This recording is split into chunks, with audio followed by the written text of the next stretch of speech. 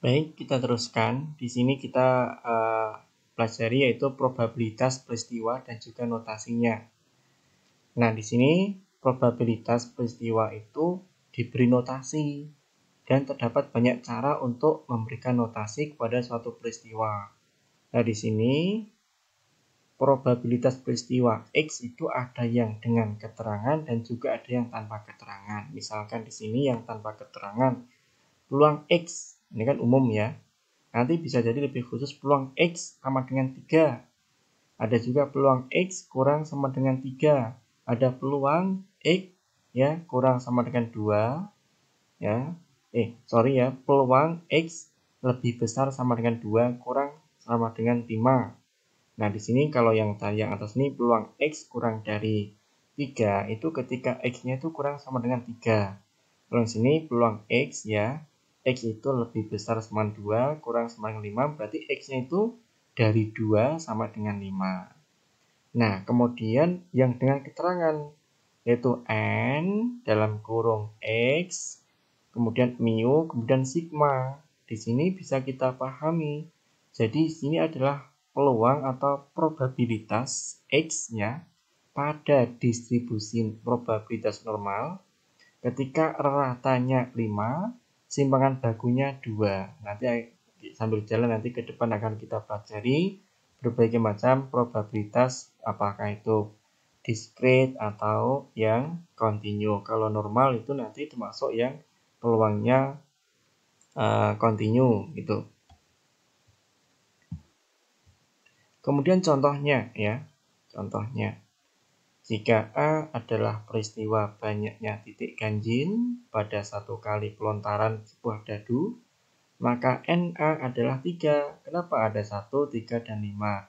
NS adalah 6 ya. Kenapa? Karena ada bilangan 1 sampai dengan 6 pada dadu ya. Sehingga peluang A karena 3 ya 3 per 6 ketemu setengah. Demikian juga peluang angka 1 keluar mata 1 ya 1/6 ya. Kemudian peluang angka genap adalah 3 per 6. Kemudian contoh berikutnya yaitu pelontaran 2 buah dadu. Jadi ada 2 buah dadu kita lontarkan bersamaan, maka hasilnya ya bisa jadi lontaran pertama 1, kedua 1.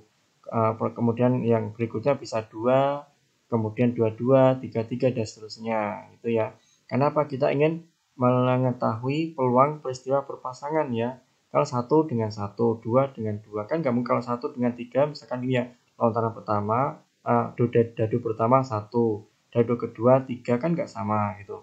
Karena seluruhnya ada 36 unsur, nah jadi dari 2 dadu itu kan menghasilkan ruang seluruhnya ada 36 unsur ya.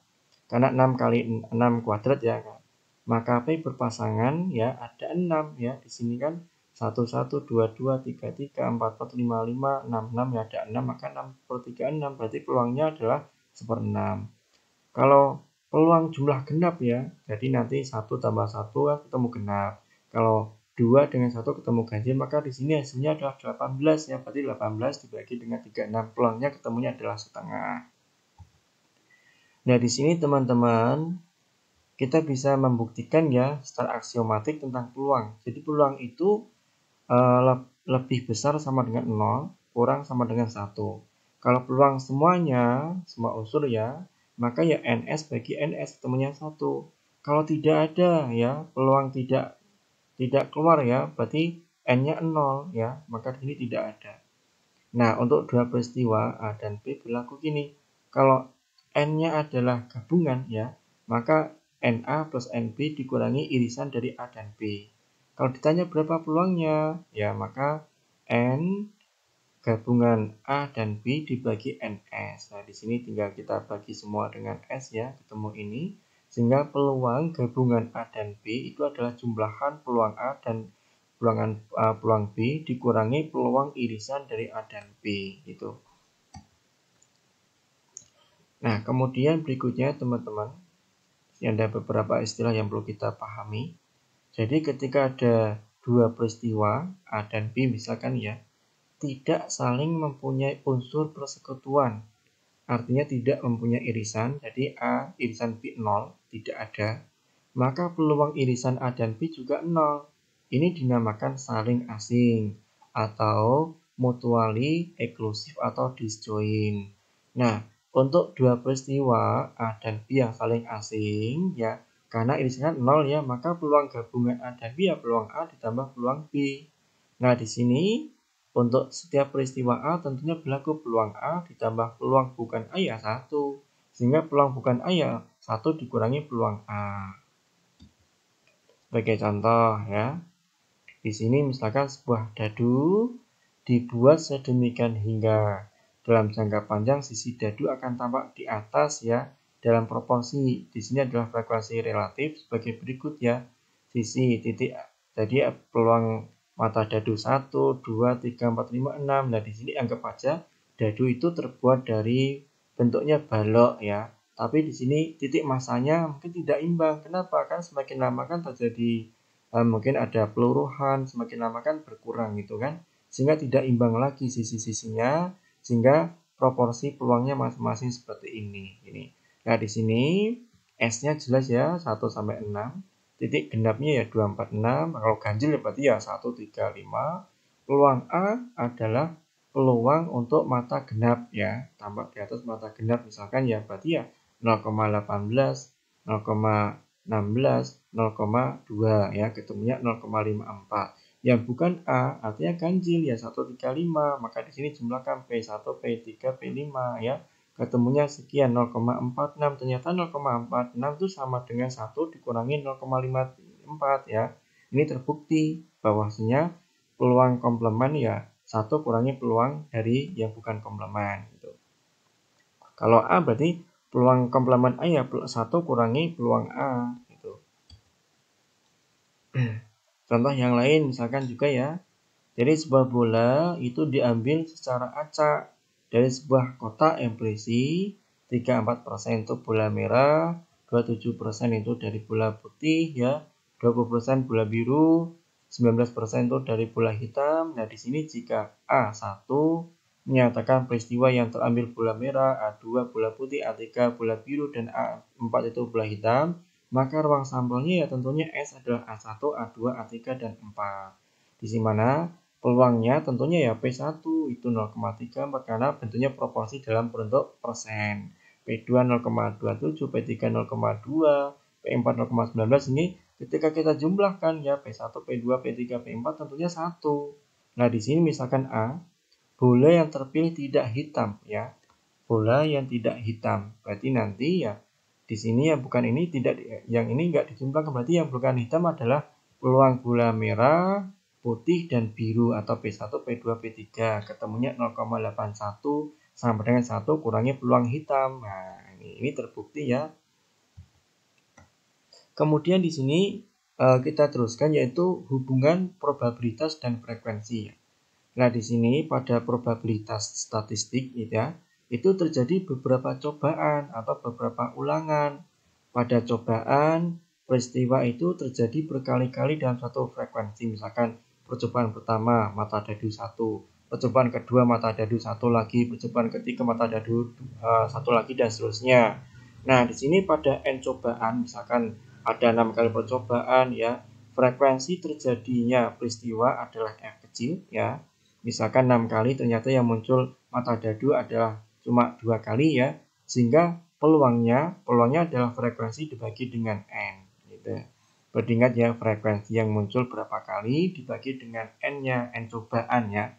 Ini nanti istilahnya adalah probabilitas peristiwa. Nah, di sini ditanya misalkan berapa, jadi dari sini kita bisa mengetahui frekuensinya. Frekuensinya tentunya peluangnya kali dengan N ya.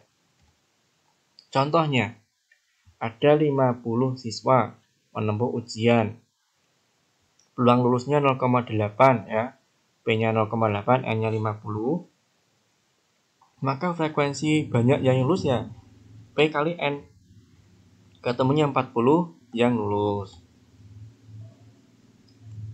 Kemudian berikutnya yaitu probabilitas pada 2 atau lebih peristiwa. Di sini ada hubungan dan itu bisa peluang X1 dan X2, peluang X1 titik X2 atau peluang X1 X2, peluang X1 irisan dengan X2 ya. Ini adalah simbol seperti ini kita pahami dan ya. Kemudian kaidahnya ya, kalau bentuk hubungan dan itu peluang irisan X1 dengan X2 ya peluang X1 kali peluang X2. Kalau di sini ada lebih dari 2 kejadian, ada X1, X2, X3 yang independen, maka peluang X1 irisan X2 irisan X3 dan seterusnya ya peluang ini, peluang X1, peluang X2, peluang X3 atau Px. Masih ingat ya, simbol Pi itu adalah perkalian masing-masing dari bilangan. Nah, di sini kaidah ini hanya berlaku apabila semua peristiwanya itu independen. Nah, sering kaidah hubungan dan ini digunakan untuk hitungan kebetulan ada hubungan pada kasus yang tidak berhubungan. Jadi artinya hubungan itu asing gitu ya. Contohnya ini, jadi lemparan dadu ya, keluar mata 2, keluar mata 6 adalah independen dan saling eksklusif.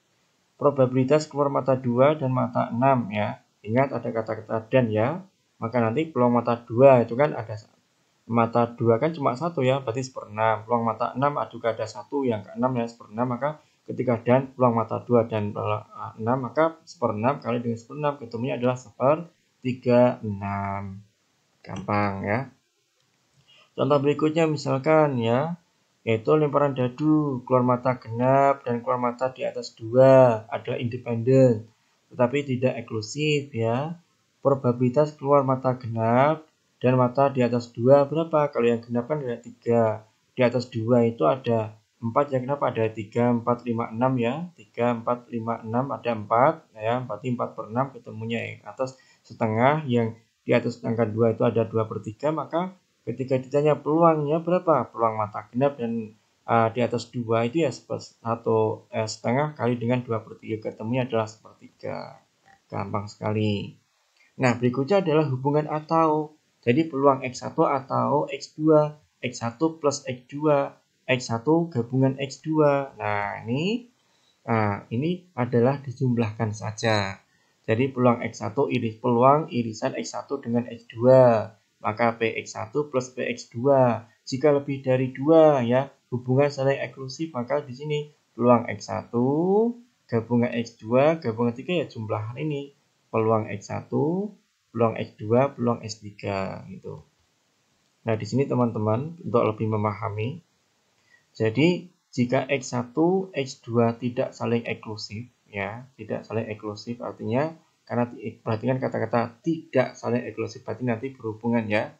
Jadi ada bagian tertentu yang saling partisi. Jadi sini peluang gabungan X1 X2 ya peluang X1 tambah peluang X2 kurangi yang tengah ini. Ini adalah gabungan ya. Ini adalah dan ini. Kenapa? Karena ini kalau kita cuma langsung peluang X1 tambah peluang X2 nanti ini terhitung 2 kali. Maka di sini dibutuhkan untuk dikurangkan ini. Contohnya tadi ya. Ini juga kita tetapkan lagi. Jadi peluang mata 2 ada 1/6, peluang mata 5 ada 1/6 juga. Nah, peluang mata 2 atau mata 5 ya 1/6 tambah dengan 1/6, setelah 1/3. Oke, sampai sini dulu ya.